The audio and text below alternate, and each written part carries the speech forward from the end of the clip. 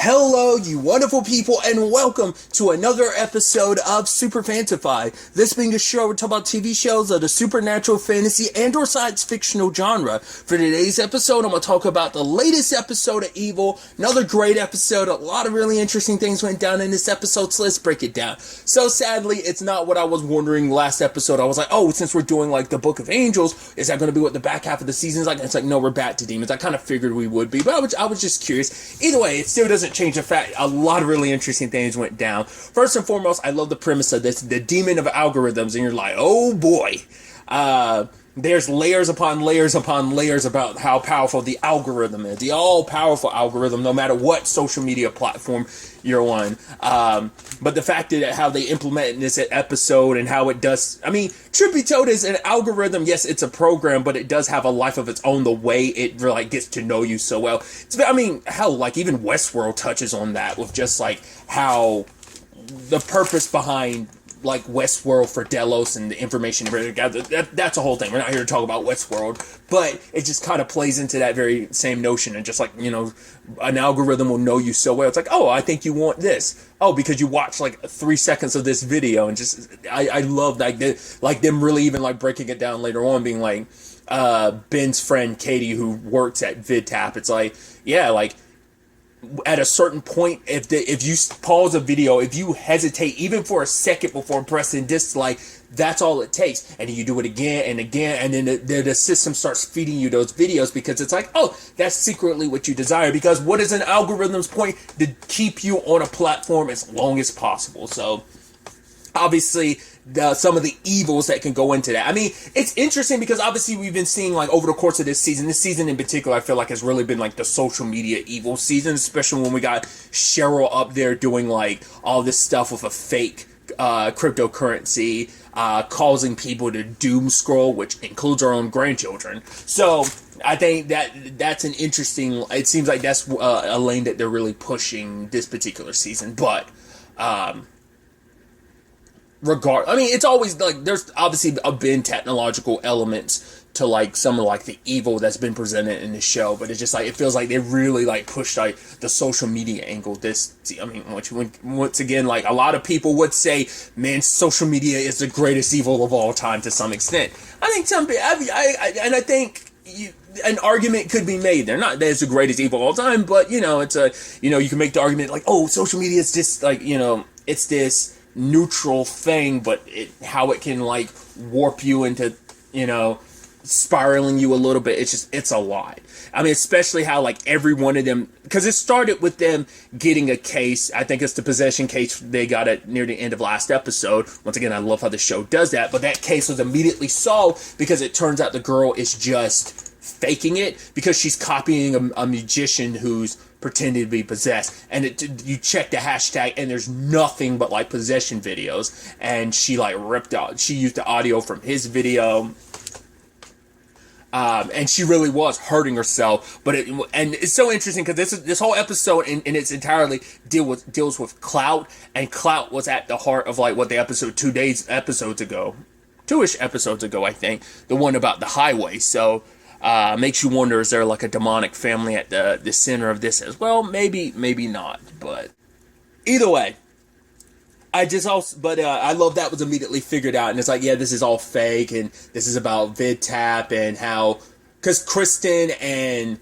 Ben and David all got the app, and they were just like focused on it, and then like it sent them down their respective paths. David was seeing all these priests who were kind of dealing with the fact is they had urges, you know, sexual urges of like, yeah, like watching. One guy was like, yeah, he kind of felt bad because he was watching porn and stuff. Kristen was going down a lane of like mother stuff. It's like, oh, and then that starts playing into like stuff like with her and her children. Like it's like, oh, I wrote these rules on the board. What do my kids do? They wrote their own rules on the back. And the moment it happened, I was like, oh snap! Kristen happens to go and look, and there's their rules on the back.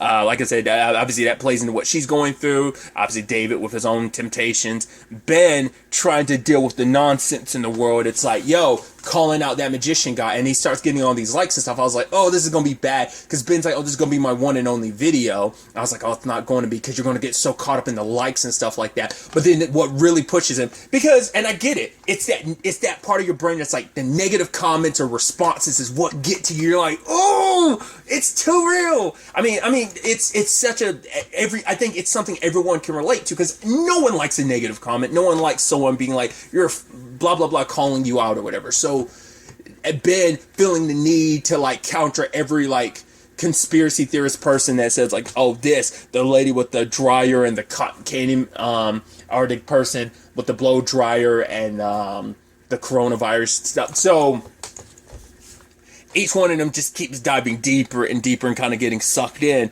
David's, while Kristen comes back being like, oh, and he's like, oh, you're so transparent with what you're doing. She's like, what are you talking about? As she's sitting over there in like a school uniform. And it's like, yeah, I'm kind of, yeah, you get to talk to me about things you can't talk to Kristen. It's like, if I want to talk to Kristen about something, I'll talk to her about it. It's like, yeah, including the entity, which you're not supposed to tell anyone about. Obviously, they're using you. He's like, yeah, I know they're using me. It's like, yeah, but do you really? Like, yeah, that guy that died, like, you never really looked into it but couldn't find anything, so you're gonna have to basically saying you'll have to answer to God about almost like some of the stuff you get involved with them.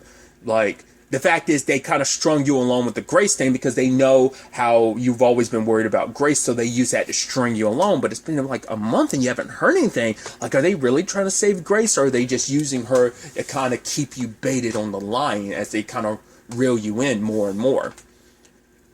And he kind of says, like, right, I see you for what you are. And then we have Andrea come into his room and sees like a bug, like almost like mosquito / fly type of demon, like sucking on David. And she like shoos it away with the Bible. And he wakes up, he's like, what are you doing? She's like, you let it in. And David's like, I gotta go. Don't step in my room without my permission. I'm like, what are you doing? Are you, what? David, are you crazy? All that you've been dealing with, like Kristen, yet again, and now Andrea's talking about there's a demon that you let in. You're not correlating it. I mean, to be fair, he's suggesting, like, the only reason why you're popping up in my head now is because I've been, scrolling on this app, and that's kind of giving my mind, like, it's tempting my mind with, well, temptation.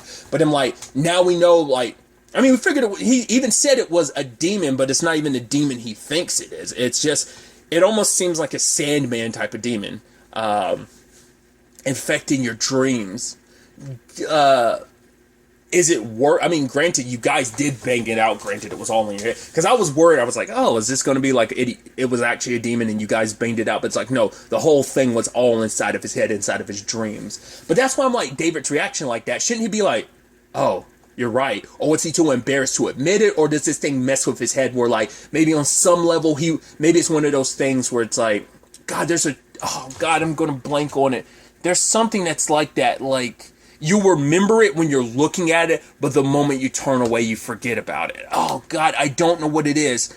Oh, it's going to bother the crap out of me. It was like a monster in, Teen Wolf? Was that it? I believe it was. I think it was Teen Wolf.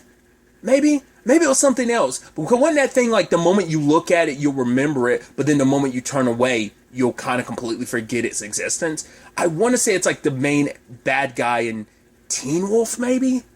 The final bad guy? Or maybe I'm thinking of something else. I remember there being a monster or something like that. So it makes me wonder, is David like not remembering everything until he sees the fake Kristen and everything, but then the moment he's awake or away from this thing, it steals his memories of it too, so it keeps him trapped in this loop that he can't really escape. Maybe not.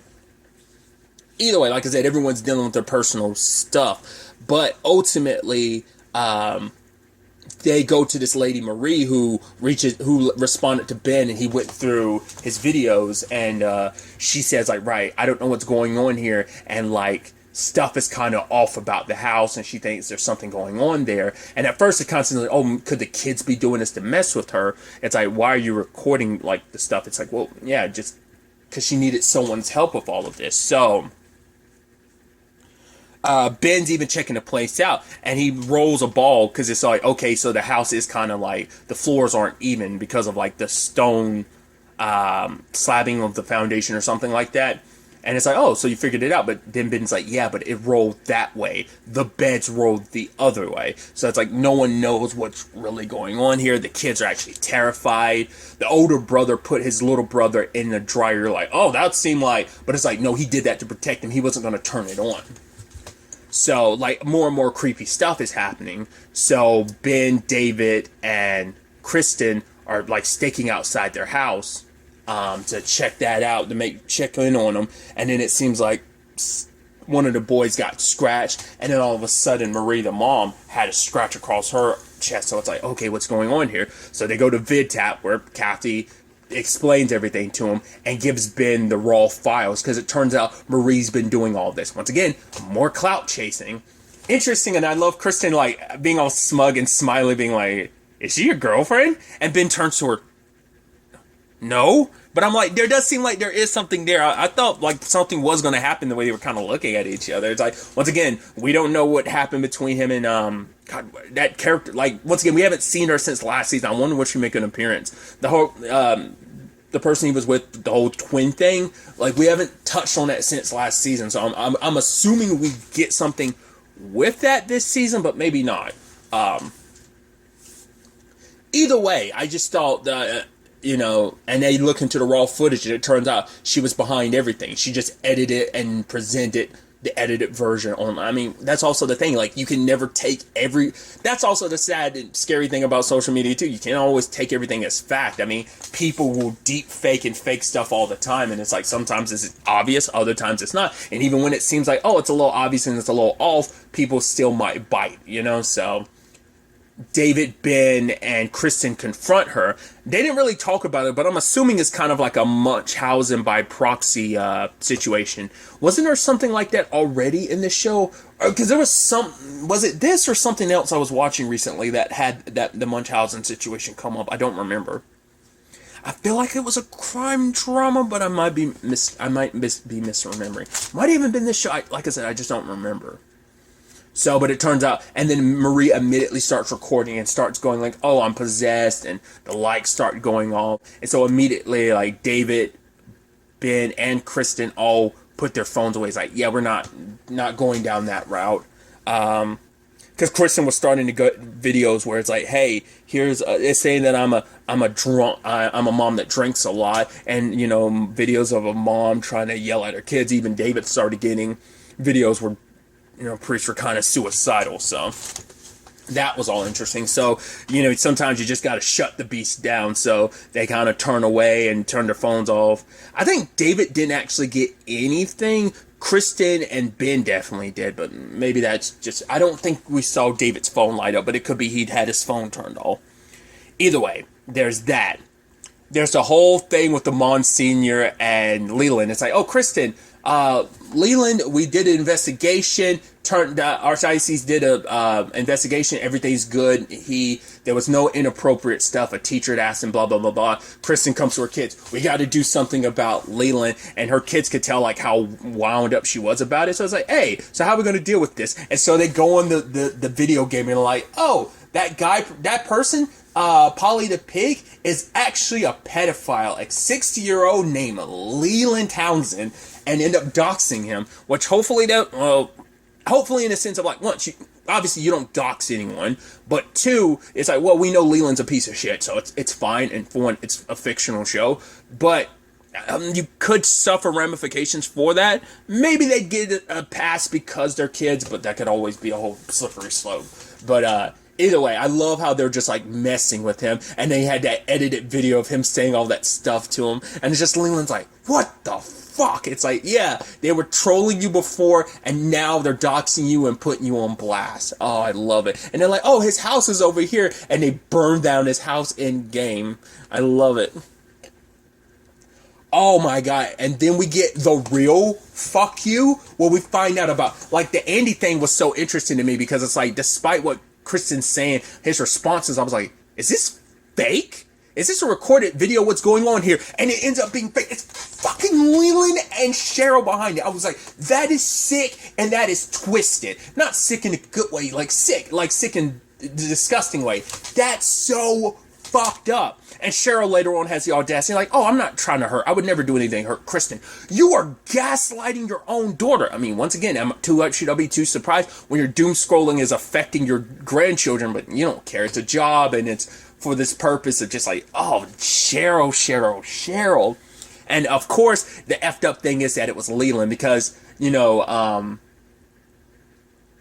making it hard because that was the whole point to take Andy away, and so that I guess Cheryl's just trying to make it so that as long as Andy kind of felt a certain way about it, it's like, fine, I'll pop in, but I won't stay here. Maybe Cheryl's hoping this will inadvertently bring me and my my daughter and my grandchildren back together, and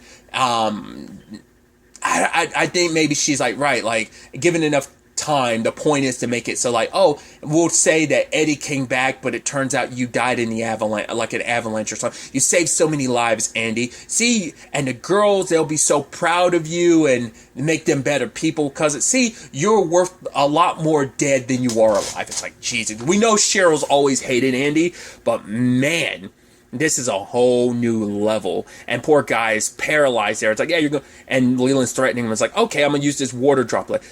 You might be over it for the first year, but eventually it's going to drive you insane. So, because Kristen was like, right, it's our anniversary, Andy. And he couldn't respond because Leland was like, is it their anniversary? And Cheryl's like, it's not their anniversary, their wedding anniversary. That's not till November. So it turns out it's their first date and stuff. I was hoping he was lying but it's none of it would be enough. Because for her, the easiest solution would just be Andy forgot that bath. That's an easier solution to be oh, Andy forgot, and that's not, instead of, oh, that's not the real Andy. It's I wonder, will she ever find out? Well, because he has the capabilities to be because obviously it's played in to kind of make Kristen feel isolated, make her spiral more, that she can't actually talk to Andy. So, and now they're going to, obviously he's not going to be killed, but they're going to kill him off, to Kristen and the kids. And that's just, once again, it's you're gaslighting your daughter. You are going to hurt her emotionally, but it's but I guess it's right, I'll be there to comfort her as a mother. It's that's all kinds of fucked up. And having the audacity to I'm going to bring something to check out them cuticles of yours. I'm Cheryl, that's so many layers of wrong.